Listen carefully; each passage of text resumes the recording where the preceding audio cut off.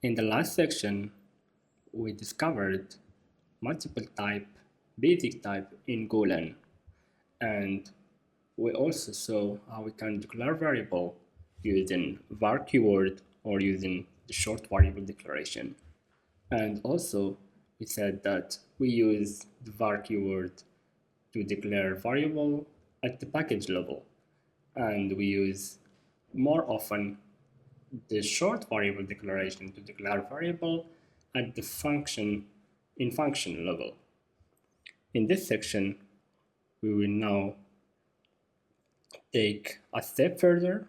Imagine if we could create our own type beyond just string or boolean. That's exactly what custom type allow us to do in Go.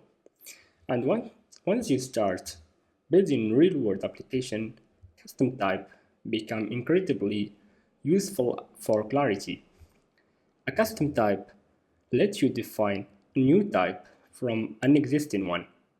It gives you a semantic meaning to data.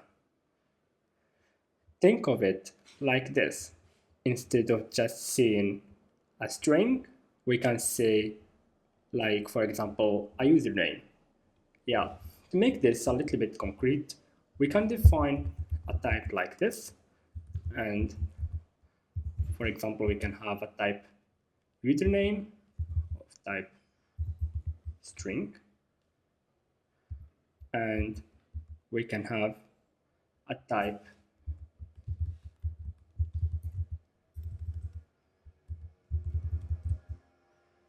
age of type int, and then we can create new type, or we can create variables based on this type.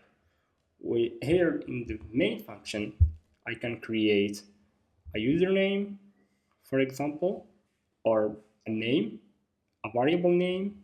I would use, for example, the var keyword for that, and I can assign it to the username type, and as value I can give it a list, and also a second variable called age, for example, or I can replace this variable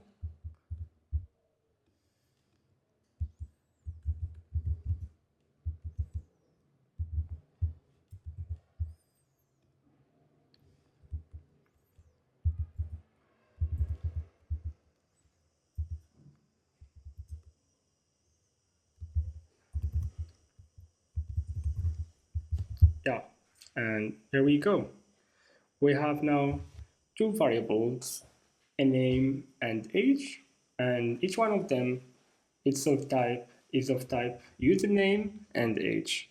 This way it's more cleaner, and we are now given meaningful names or type without changing the behavior of the variable.